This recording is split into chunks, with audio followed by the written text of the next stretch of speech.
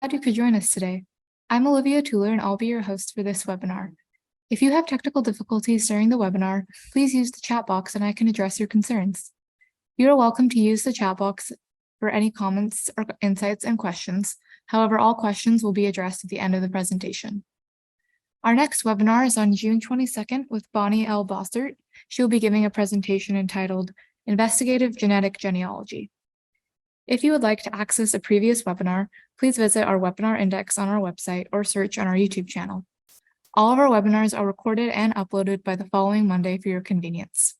We also post links to recordings and other updates on our Facebook and Twitter accounts. For today's webinar, we are pleased to hear from Maureen Brady, who will be giving a presentation on optimizing your searches on the internet. It's more than Ancestry and FamilySearch. Before we begin, here's a little bit about Maureen. Maureen Brady, a former school librarian and computer educator, has over 35 years' experience with family history research. She has traced her Scottish roots back to the end of the 17th century and beyond, and has also pursued Chicago and the Midwest, the Trans-Allegheny U.S., Quebec, Irish, and Spanish research. Maureen has made numerous presentations to Illinois and Wisconsin genealogical societies, libraries, conferences, and workshops, including presenting at the 2002 National Genealogical Society Conference in the States and the 2016, 2017, and 2018 Central Florida Family History Conference. She is a member of the Genealogical Speakers Guild, as well as a life member of the Aberdeen and Northeast Scotland Family History Society, the Chicago Genealogical Society, the Ohio Genealogy Society, and the McHenry County, Illinois Genealogical Society. She is also active in the British Interest Group of Wisconsin and Illinois, the Chicago Scotch Genealogical Group, and the Lake County, Illinois Genealogical Society. And if Maureen is ready, we can go ahead and turn the time over to her. So tonight, I wanted to go and give you kind of a broad overview of all of the other options that you could have on the internet when you're doing searching for family history research or background or even maps and things of that sort. Most of us, I think, do use Ancestry and FamilySearch, but there are some people. I work in a family search center, and often we have patrons who come in who only use those two sites. And that's what gave me the idea for this presentation. As a start, if you were to go to Google and just enter the word genealogy in the search box, as of today, it would produce 163 million hits on the wide web with something about genealogy, or at least the word genealogy, somewhere in that website. So there's a vast number of places that you can get information and help with your research. So I'm only going to be looking at a few of them tonight, but the main purpose, I hope, is for you to start thinking about other places you can go to, other places you can look, and to kind of start shopping around looking for ideas. The first thing, though, and this is very basic to your research, no matter where you are, at what level, and where you are in the world, is to develop a research plan. Now, it doesn't have to be very involved or very structured, but just some kind of a plan of what you hope to find and what types of documents and things you're looking for. So the first thing of that in the plan should be to choose a goal. And then once you have your goals, focus on one goal at a time per search, per session on the computer. It's very, very easy to get sidetracked, and I do it all the time myself. But try to stay focused on your one goal that you want to accomplish during that session on the computer. It could be such as a birth date or a birthplace or burial date or an obituary or something. And be as specific as possible in what you want to find. Now, when I talk about specific, most of the time on the internet, when you are trying to identify other records and other sources, the best process is what I call where, what, when, who. Look first for the place. Identify the place where the family or person was living at the time the record was created that would answer your goal. And that could be a town or parish. It could also be a county or state, province, or country. Or you may need to search at all of those levels to find the appropriate record. Then you also need to determine what kind of record would give you the answer you need to solve your goal. Are you looking for a death certificate? Well, then you're not going to go look for birth information because birth records would not have death dates on it typically. And also the time frame. When did the person's record likely to have been created? And that could be kind of tricky with birth certificates, for instance, because many birth certificates, there never were any up until the early part of the 20th century. And then as we proceeded later into the century, many people had to go down and finally register their birth, such as my father, whose birth certificate was created when he was 40 years of age. So the time frame for births could be a lot broader. But for most of the other types of records, it is a narrow time frame, and you need to focus on that. And once you've identified the place, record, and time, then you are ready to start looking for the name. So that's why I call it where, what, when, who. In that order gives you the most efficient way to search the internet.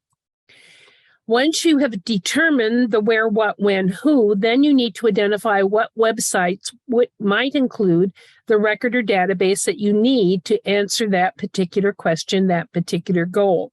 So that's a rough way of looking at your research plan. Certainly it can be much more elaborate than that, but just as long as you have the basics, you're ready to go look on the internet. Now, the first one I'm going to look at is FamilySearch, but I'm not looking at the records. Most people go to FamilySearch and search records, and they go no further. But at the bottom of the search window, there is the option to look at Research Wiki. And I would recommend that no matter what level of research or experience you've had, because it always gives you the most up-to-date information as to access to records, what records still exist, where they are stored, if there are databases, and so on. So the wiki, you would come up here to search and click that. And then on that drop down, you pick Research Wiki, and it takes you to the research screen. And up here in the research box, you can enter, as you can see here, you can type a record, or most likely you're going to put a geographic area, the where part of my where, what, when, who. And as soon as I do it, I'm going to do Illinois for this example. You can see that as soon as I type that word, I get a list of every article in the wiki pertaining to Illinois. The general one is usually at the top, and then there's some breakout ones very specific to a special kind of record. And then here there's even an Illinois county within Virginia, which I wasn't aware of. So you pick which one of these you want. Usually it's the top one. And when you get there, it looks like this. Now, this is the Illinois page, but all of the pages pertaining to states, countries, provinces, and sometimes even counties within the United States, Canada, and the British Isles will have a page looking like this, roughly organized in the same way. The information will be different because it's individually designed for each state or country. The order and the type of information you can find will be the same on every page. So you can see we have, if you've never done research in Illinois before, here is a whole outline of how to find various records, including a step-by-step guide. Over here, there are some particular research tools that are pertaining to Illinois. And you can see here's the entire group of maps that show you how the boundary changes for the counties changed over time and how you can determine what the appropriate county was for the time frame you need. There's even a section on geographical names, which includes names that no longer exist on the map. But what I want you to really look at is this blue dot here on the bottom, since we're talking about internet searches. Every page has this blue dot, this blue box right on the top of the wiki page. And when you click that, you will get a master list of the databases, not just from FamilySearch, but also from FamilySearch's partner websites. That would be Ancestry and Find My Past, Fold 3, My Heritage, Billion Graves, and Find a Grave. And you can see up here that this is a FamilySearch database, but this next one is at Find My Past. It tells you it's an index only, meaning no images, and there is a fee associated with using Find My Past. Here's another index. This one's at the Illinois State Archives, and so on. Each entry will tell you whether it's an index only or index and images, and whether or not there is a fee involved. Now, if there is a fee, such as Ancestry or Find My Past, and you do not have your own subscription to those sites, then many libraries have, especially Ancestry. Many of them now have Find My Past. But even if they don't, find a Family Search Center, and the Family Search Centers have free access to all of these partner sites with a $sign. So if you can't find them any other way, go to a Family Search Center and you will be able to use them for free. You can see we have marriages, births, marriages, deaths broken out by time frame. Very crucial with this time frame, as I said. Up here we have a section on land records, maps, and so on. This list continues. Here's the next portion of it. We have biographies, cemetery records, links to various census search indexes and images, church records, and so on. The wars are all broken out. Some of these I would never have thought of, such as the Florida War of 1855 to 58. That's a very short period, but you very easily could have had someone who fought in that war from Illinois during that time. Here's the Mexican War. So it includes all of the major periods of warfare that the United States would have been in. Naturalization. And if I continue down that page, now we get to immigration and newspapers and obituaries and all the way down to voting registers. Now the list will be usually 3 to 4 screen-filled images, sometimes more than that, but it will be specific to the state, country, or county or province that you've looked up. And so there will be differences. There'll be some replication, but most of the time it will be different and particular to that geographic area. We're going to talk about Percy later on, this one under periodicals. So that was the wiki. You can look up not just places, but you can also look up occupations and religions. Sometimes that could help as well. Then the other one I have on the list is the second one is Cindy's List. And Cindy's List currently had, well, I think I'll get down in a minute. But Cindy's List has been going on for more than 25 years. It is an individual named Cindy who started this out in Washington State. And what she was endeavoring to do and has been trying to do now for 25 years is to develop a master list of all of the resources on the internet that could help with genealogical research. So you can see here it's categorized and cross-referenced. It has the links. It acts as a card catalog to the genealogical collection on the internet. And it is a research portal. So on one hand, you have the list with the partner sites on FamilySearch Wiki, but at Cindy's List, she's endeavoring to identify every site, every database worldwide that would have some sort of help with family history research. If you scroll to the bottom of her page, you see currently there are 318,252 links. That would be to a website in 230 categories. You can report if something doesn't work. And then they're arranged in broad alphabetical categories. If for the United States, for instance, if you wanted to do one of the states in the United States or you wanted to do Scotland or England, you would need to go to the U, and I'll show you what that looks like. It has United Kingdom and Ireland, which has 29,051 link websites identified, or the United States, which has 157,000 plus identified. And you can see this one was just updated 2 days ago. This one was updated last week. And she even has one on unique peoples and cultures. And I wanted to show you that because it's a very unusual set of topics. It is groups of people that have an identifiable term to them that sometimes is related to occupations such as cowboys and ranchers, but sometimes it's related to a particular culture, such as the Melungeons of the Appalachian region, or perhaps religion and churches, or Acadian and Cajun. You can see the options here. There's even one on witches, should you be lucky enough to be back to early Salem, Massachusetts, or in that matter, the British Isles at the same time. So I'm going to show you what one of these looks like. This is the Acadian, Cajun, and Creole. And we have an Acadian heritage. These are under general. There's an Acadian heritage section. There's something called Acadian Memorial that has forebears of Cajun culture.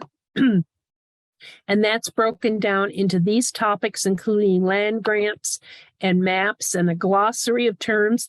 There's even a Wikipedia article. There's something on the Acadian World Congress that meets in Nova Scotia every 5 years. This is just the beginning of everything under just one special group, the Acadians and Cajuns. And so she has this type of organization as well as the more obvious ones. Now, if I go back and show you United Kingdom very quickly, these are the general breakouts for the United Kingdom. You can see all parts of the United Kingdom are over here. But she also shows you the links to the wider Commonwealth, the wider British Empire. So we have Australia, Canada, Caribbean, and so forth. All of these topics have sites. They're relating to that, but they're also relating to the United Kingdom. So there's a cross-reference here, and she does it on every single one of these options. Here's an example of the United Kingdom immigration, emigration, and migration. We've got the incoming passenger list to the UK. We have the passengers leaving the UK. That's actually at Find My Past. French refugees in the early 1700s. Those would be Huguenots primarily. The home children that were sent over as early as 1869 into the 1930s. These were juvenile migrants that were deemed to have no family or something of that sort, and they were sent to Canada to find a better life. At least that was the theory. If I look at Ireland, here's Ireland and Northern Ireland, and here's birth, marriage, and death. And you can these are just examples of what's available and how you would get to them through Cindy. But we have an index to Irish marriages. We have Irish marriages in the Hibernian magazine, which was actually published in London.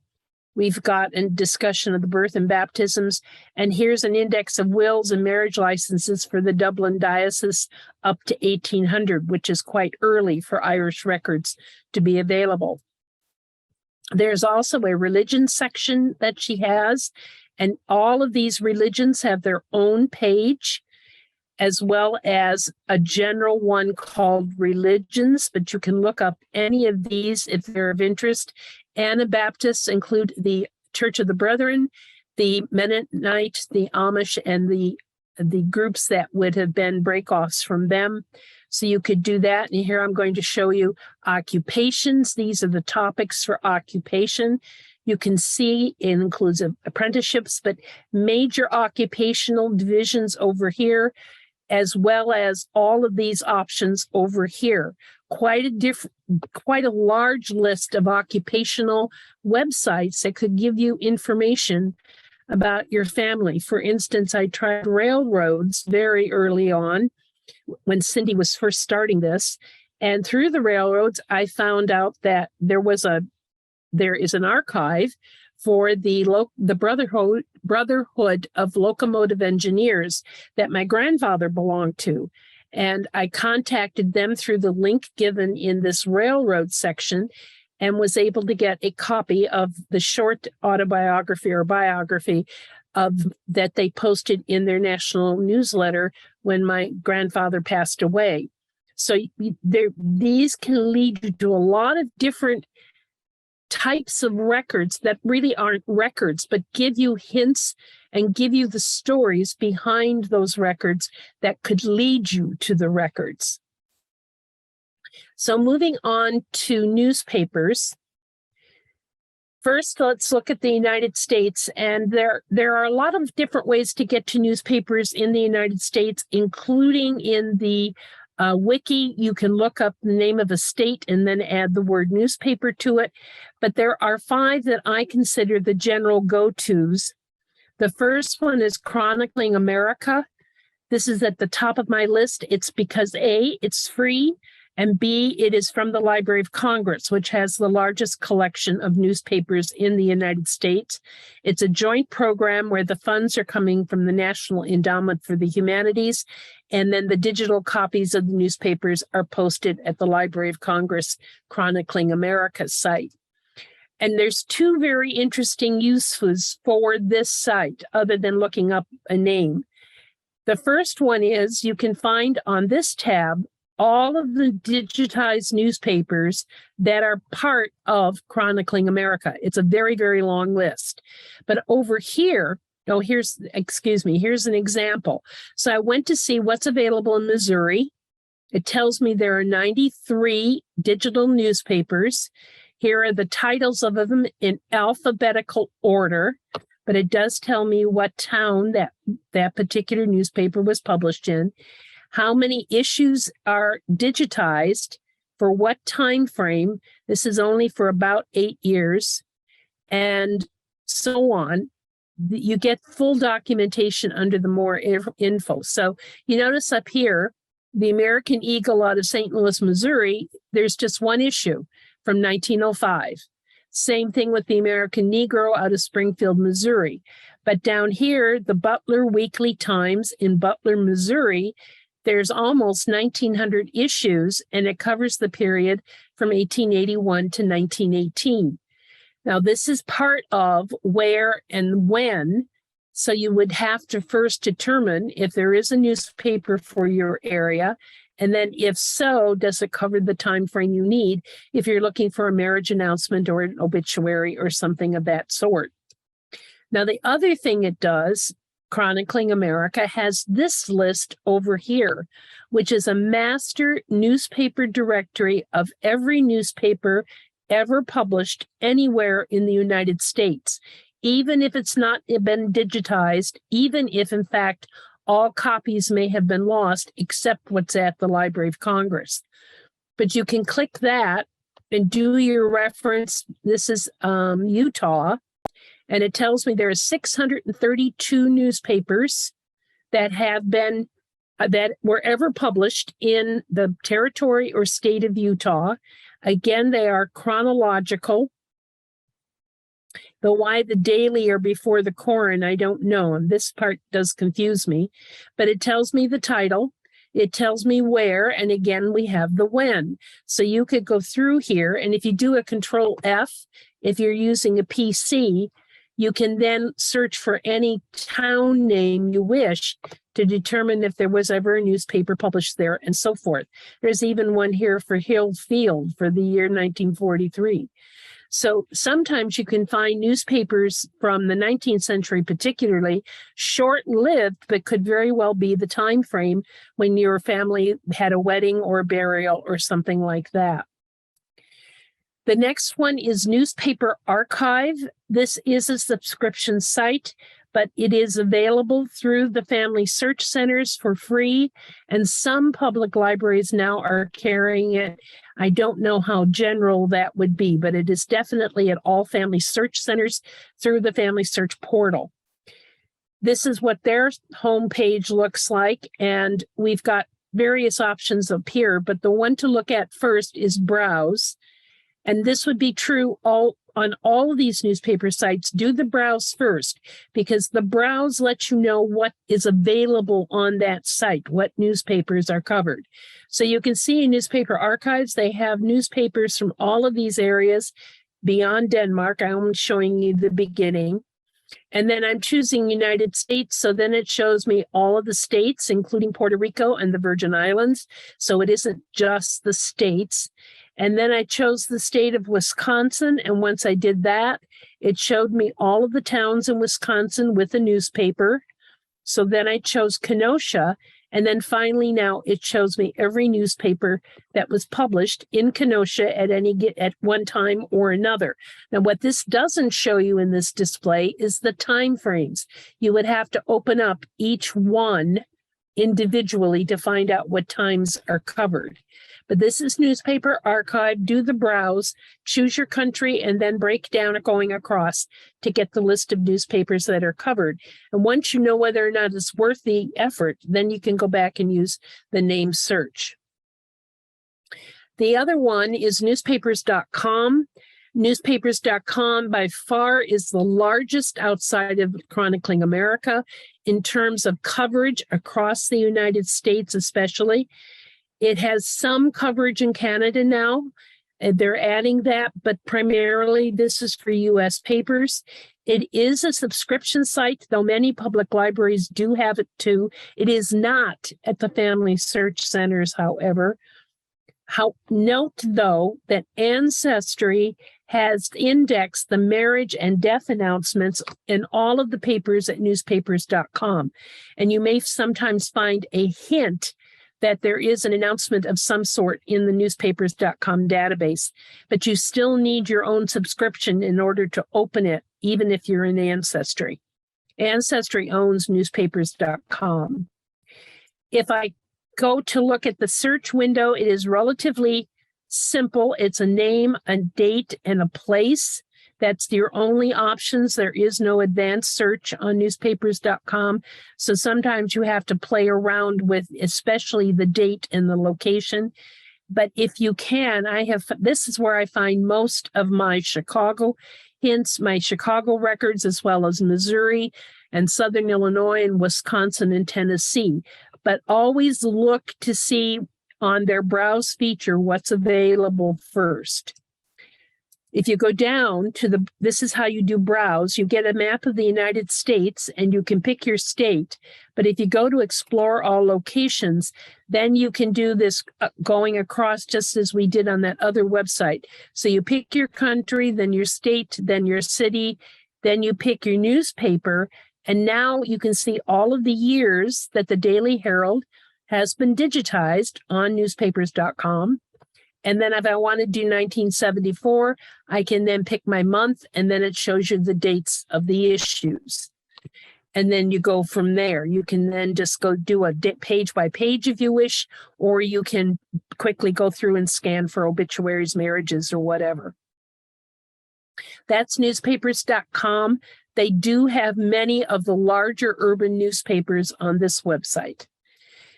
Then another one is Genealogy Bank. It is at many of the public libraries. It is a subscription site that the public libraries must buy into. It is not available to individuals, unfortunately. So you have to go to a public library to see it. But FamilySearch now, it is a partner with FamilySearch.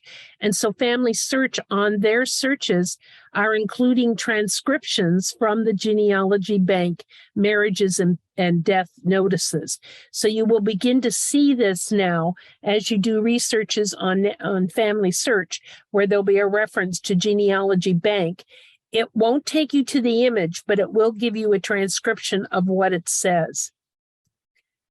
This is the general research search window for Genealogy Bank. You can see where all of your options. It is actually one of the best search windows in all of the newspaper sites that I've seen.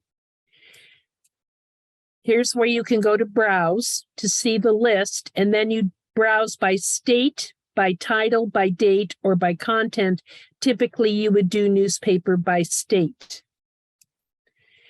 The last one I want to talk about is a general one that has a lot of information. It's now called Heritage Hub, but it used to be called America's Obituaries and Death Notices.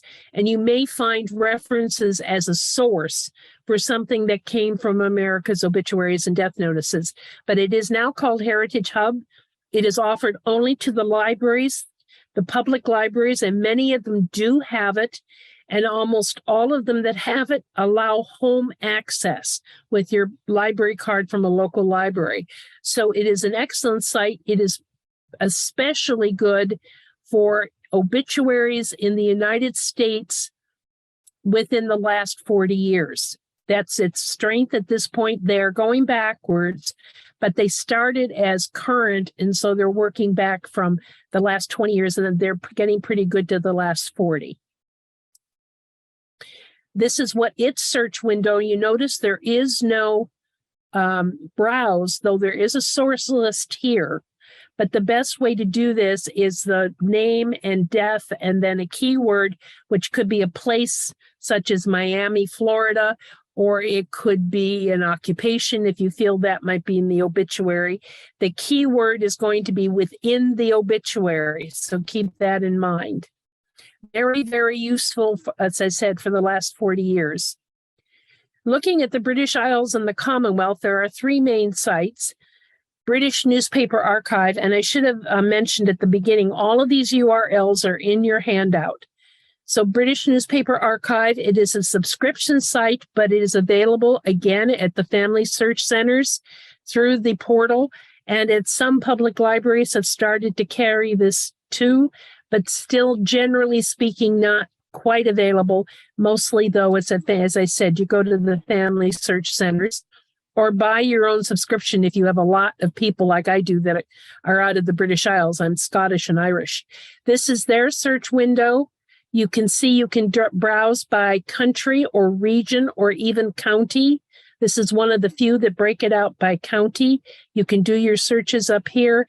It's relatively straightforward, and it allows you to save and so on all of these articles. It's very good for that. Now, out of Australia, the Australia National Library has started over the last few years a site they are calling Trove. I would imagine that's from the term treasure trove. It is free because it's sponsored by the National Library of Australia, and it covers all of Australia, but is especially useful for the larger cities, Sydney, Melbourne, Fremantle, Perth, etc., though there is some coverage in the outer areas of those cities. But it is an excellent site if you are trying to trace somebody in Australia and you don't know where they went to after they landed, and so this could be a useful help. Then this is what it looks like on the home page, but right up here you can see where there's a browse function here as well, where you can look up what's available. If you happen to have people going to New Zealand, this is the New Zealand one. It is called Paper Places. And these are how you can divide those out by browse. And then you can also do it. Oh, sorry, this is Trove. My apologies. This is Trove. You can do it by place or title, but over here you can also do it by state within Australia if you wish to do that. Paperspass is New Zealand, another free one sponsored by the National Library there. This is their region. This is their homepage. They have, you can go and explore, not browse. They use the word explore, but by title, region, or even by year. And then there is a search function over here where you use keyword or name. This one is a little harder to use because the search function isn't asking for a lot of definitive filter points, but it's worth looking at if you do have people that were in New Zealand. Then other newspaper sites, especially if you are looking for other countries in the world, again, go back to the research wiki. For instance, I remember I said you use the state province name and then the word newspapers for your search for the wiki. So here's Quebec, and there's an entire article. Here's the outline of it, including what issues are online, as well as a complete list of all of the newspapers ever published for Quebec. You can also find newspapers for various religious groups, fraternal organizations, and organizational or occupational groups. So here's an example. This is the online index to the United States Mennonite newspapers. You can see the URL down here, and there's a description of where it is, and it covers these newspapers specifically for the Mennonite Church.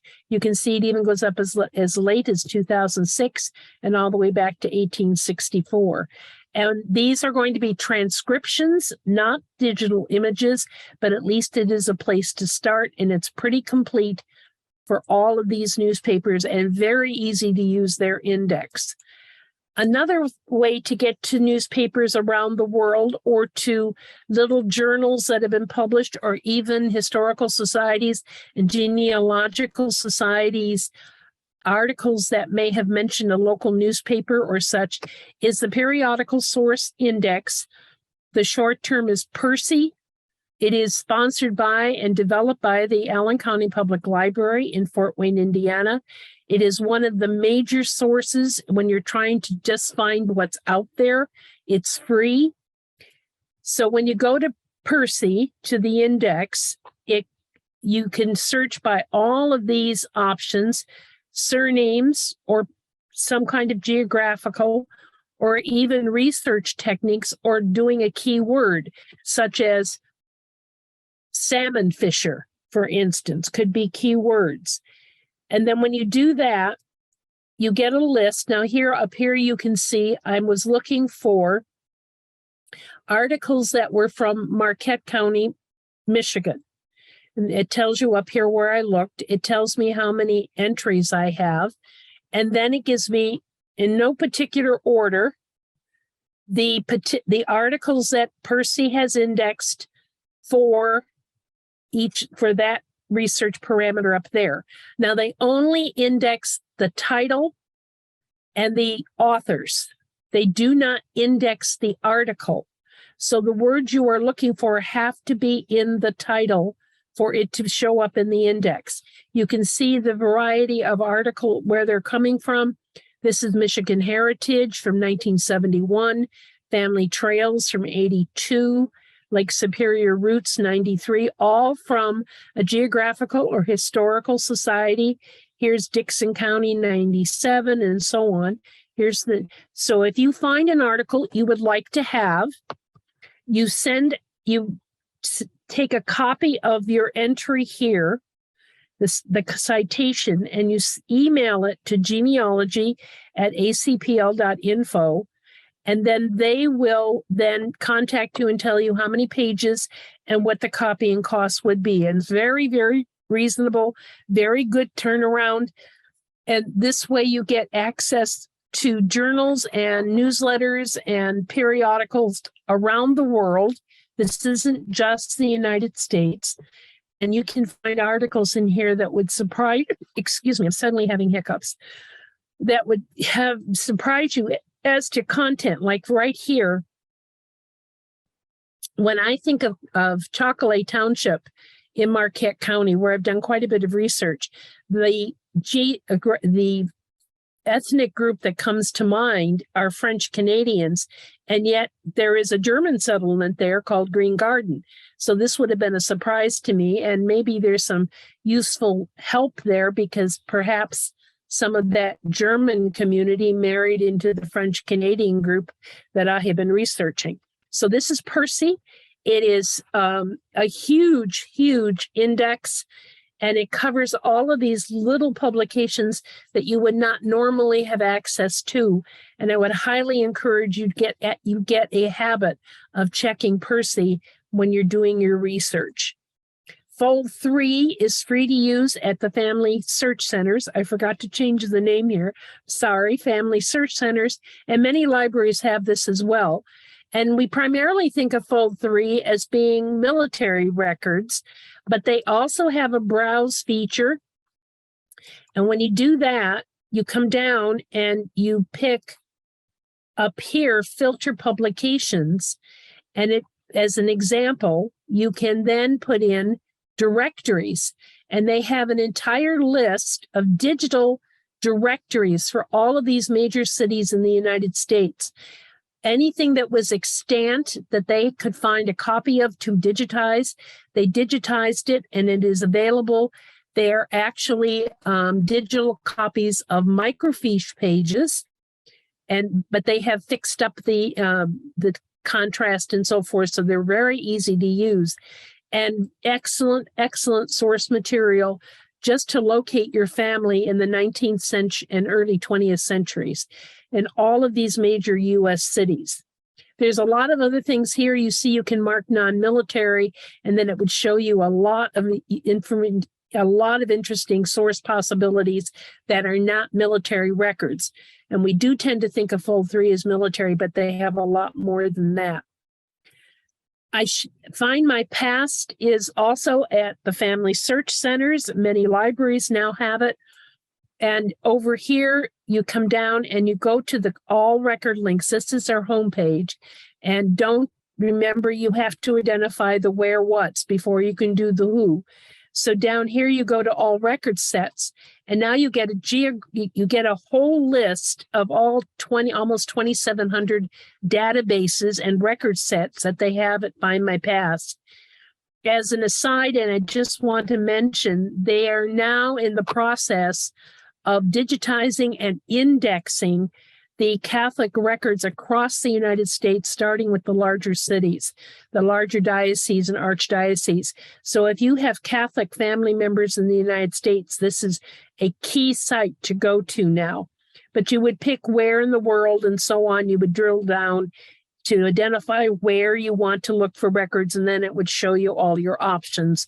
Over here, this is the title of the record set. This is the category it fits into. There is a subcategory here, and then it tells you how many records are within that category. Now, records does not mean names. Records means a single page out of a church register, or it means a single enlistment paper or something like that, which may in fact have 3 or 4 names on it. I quickly wanted to show you this just to see what is possible on Find My Past. This is a military record, but it was found not by going through the military list, but by looking for enlistment records and censuses, which doesn't make sense for the type of record it is. It is a discharge paper from the Royal Hospital in Dublin, and it is my great something grandfather, William Hunter. It tells me where he's born, gives me his age. It tells me when he enlisted, and here's his service record down here. On the back side, there is a full description of him. It is the only proof of birth that I have for William Hunter is this document. He is not in the church registers, and I have not been able to find anything else that indicated to me when he was born. So this is the only thing I have, and it came from the military records at Find My Past, but I had to get through it kind of by a lot of guessing as to what kind of record I could find discharge in, because it doesn't cover discharge as a separate category. Find My Past can be difficult to use, but well worth the effort. And then finally, when all else, I shouldn't even say fails, every so often do a Google for your ancestry. So I was looking up Michael Brady, and I put it in quotes so it would treat it as a phrase. And then the other keyword is Kenosha. Michael Brady is my great-great-grandfather, settled in Kenosha, then Southport, in 1843 and died there in 1882. He spent his entire U.S. life, at least as far as I know, in Kenosha. So I wanted to see what was available. And so I went to Google after I'd done all kinds of other things, and I found this through Google. Google took me to this, and you notice there's Michael Brady. There's the mention of Kenosha. And this is a query from back in 2005 on cousinconnect.com, which I'm not even sure still exists. And as I read through it, there is my great-grandfather's name, and he did live in Dalton and Chicago. And so I took this information and hoped that the person who gave this in 2005, who posted this query, still had the same email address. And in fact, they did. And we have been able to connect and share information and photographs and so on. And I've, in fact, the person who posted this, in fact, had sent flowers to my father's funeral. So it was very, very interesting. And this is a Google search. This was no other way did I find this. Quick research strategies. Always review the search, what you can and cannot use on any search. Can you use wildcards? What do they have to look at? Like, where do they have to go? Can you do ors and searches? So frisk or frisky or frisky, and then word calumet, that's a Boolean search. Is the website set up to do that? And what fields are indexed? And quickly, this is the newspaper archive search for a person. This is newspapers.com. And this is Find My Past. You can see the differences in those search screens, and each website will be different. You need to be aware of what information is indexed before you start filling in the records. And as I mentioned, a birth certificate will not give death information. A marriage will have the name of the bride and groom, but not necessarily the parents or birth dates. So you do need to think about what is included in the index. And then what, as I said, what's recorded on census records. On the actual census record, what types of information could be in the index, and so on. And don't make assumptions. I had a great uncle who was named John Forsyth Robertson, and in the 1940 census, he is listed as John R. Forsyth. I had a lot of hard work trying to find him in 1940. So don't assume that the census taker or the record keeper or the minister is going to write it correctly, even in the correct form of the name. Never mind spellings.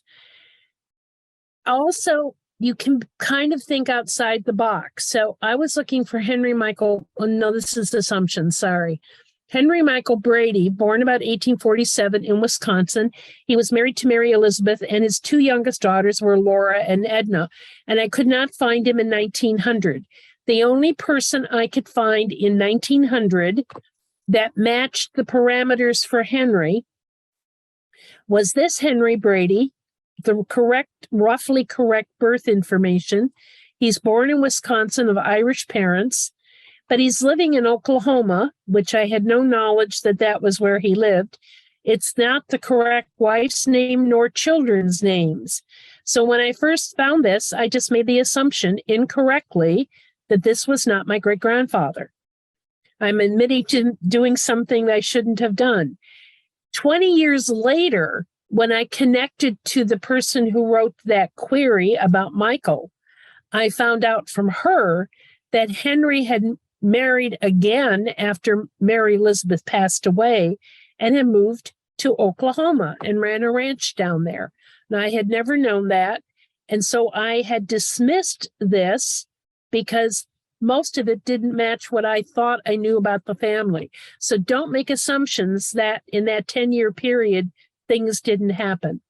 And then think outside the box. I was looking for the married daughters, and I did this search. No name. They were born 5 years either side of 1875. They were born in Illinois. Their father was born in Wisconsin, and their mother was born in Ireland. Now, this combination was unusual enough to make this search work. If it were all Illinois, this would never have worked. If it was a group of people all from England, that would not have worked. It has to be somewhat unusual, but it did work. And here's his daughter, Laura, and she's married to Fred, and this turned out to be her second marriage, and she's living in Chicago in 1920. So sometimes you have to think about, don't use the name, use what you know, other things that could make for an unusual connection in the index. And then keep track of name variants, given names, surnames, and usually give an indication, especially with surnames, where they occurred and when, so you can see the development of the name in time. Spelling substitutions. The name Morrison could be spelled at least in these 4 other ways. Euler has at least 3 other options, including a silent H at the beginning. Nicknames. These are common names that you will find in the records on the left, and these are the actual given names. used on a baptismal record, a marriage record, or in fact on a death certificate. And I have question marks for Bridget because Bridget is both a nickname and a given name. So when you see Bridget, you don't know which one of those two it is. Place names. Keep track of the changes in place names and make note of the year when it changed. Here in Illinois, we have a town called Libertyville. It's a pretty good sized town now, northwest of Chicago, but its original name in the mid-19th century was Independence Grove. So if I'm looking for records and newspapers of 1840, 1850, I'm not going to find them listed under Libertyville. They are going to be listed under Independence Grove. So you need to keep track of name changes like that. And then always check multiple sites. The more pair of eyes that look at the records and create indexes, the better chance you have of finding someone. So if, for instance, in the federal census, there are indexes at FamilySearch, Ancestry, Fold3, Find My Past, and My Heritage. And if you can't find them at the first one, try the second one, and so on. Because we are indexing handwritten records and different human eyes interpret that differently. And now we're using AI, artificial intelligence, and they're trying to read cursive letters that aren't always written the same way from one person to another. So each index is going to be a little different, even with the artificial intelligence created indexes. So with that, you can do it. It is not difficult to get out there on the internet and start going around and seeing what can be useful. And I have to do this first, don't I? I'm going to go back to stop share, and we're going to go back to the original. If I can get that to work, there we go. I see there's some things in chat, so I'm going to check chat. I notice somebody else is using Genealogy Bank, as I am too. Let's see what else is in there. Wait a minute. Let me go up here. Then you sent the handout, so it is in the chat. And then Linkpendium is another website similar to Cindy's list. And yes, it is. But I have more luck using Cindy than Linkpendium. I think you just have to try both. It's Linkpendium and see which one is more useful for where you're researching. It is there, but I find Cindy more useful for myself and more generally useful for people I help at the Family Search Center. So that's why I include that. I did this rather quickly because there was a lot to cover. Anything anyone wants me to go back to? Oh, Gordon, I am looking for a death date in New Brunswick, Canada. If it's not in the indexes to the records of New Brunswick, I don't know what your time frame is, but I would certainly check Newspaperscom if you can get access to that. There is also, if you go to the research wiki, the Family Search Research Wiki, enter New Brunswick newspapers and see what comes up. Or I would do Canada newspapers and see what comes up, because there are a couple of Canadian sites. There isn't a master one, but there are several that are being developed. And then newspapers.com, I find a lot of obituaries and other stories about my relatives who lived in Canada through newspapers.com. And that includes Nova Scotia, as well as Ontario, Manitoba, Alberta, and Saskatchewan, and British Columbia. Now, I have never had occasion to try New Brunswick, but I would certainly try there as well. Born 1891, not listed in either census. It might be that the person may have died. That's possible, I suppose. Irish newspapers. Not yet a huge, vast number of them online. There are some through the British Newspaper Archives, because they do include the Irish newspapers that they have at the British Library. Now, that is the key to the British Newspaper Archive. It has to be something that was deposited at the British Archives in London. But if it's there, they are working on getting all of theirs, and they do have some Irish papers, primarily for Dublin and Cork City, not the county of Cork, but the city, and then Belfast area. But they're starting to get the rest of them, so it's worth, if they're not there now for your area, I would keep checking maybe once a month to see what they've added, because this is an ongoing project. And it's printed, so even with artificial intelligence, it's pretty good index. So the Irish papers, if you're looking for an Irish database, not there yet, but the British Archive, for what they have, they're including it. I would also look at, again, the research wiki under Ireland newspapers and see what might come up. A little about Heritage Hub. Heritage Hub is through the public libraries here in the United States, and they transcribe the obituary notices in the newspapers. So, and they tell you the newspaper, they tell you the edition, they tell you the page. So you have your full source information, but it's a transcription. So there's always a chance that there's a typo or an omission of a word. And it is really good, as I said, for the last 40 years. And it has been a way for me to trace people that went south, because I have Illinois roots. I have a lot of people who chose to go to Florida for their retirement years, and I have found their obituaries down in Florida through Heritage Hub. It's real easy to use it. You just enter the name and a death year or range of death year if you don't know it. You can find that sometimes on Find a Grave, or sometimes you actually know it. And it comes up with, I mean, if it has it, it will come up very quickly. Is it every newspaper? No. But it is a very broad selection across the United States for the last 40 years. But remember, it is looking only at obituaries and death notices, nothing else. And yes, Genealogy Bank, they all the ones with subscriptions, especially right this week. You might check if they've got a sale going on because of Dad's Day, Father's Day. They often have sales relating to family type holidays. Thanksgiving, Christmas, Mother's Day, Father's Day, and so on. We talked about Lympedium, and there's the handout. So I don't see any other questions. I would, if you're doing US, start with Chronicling America because it's free.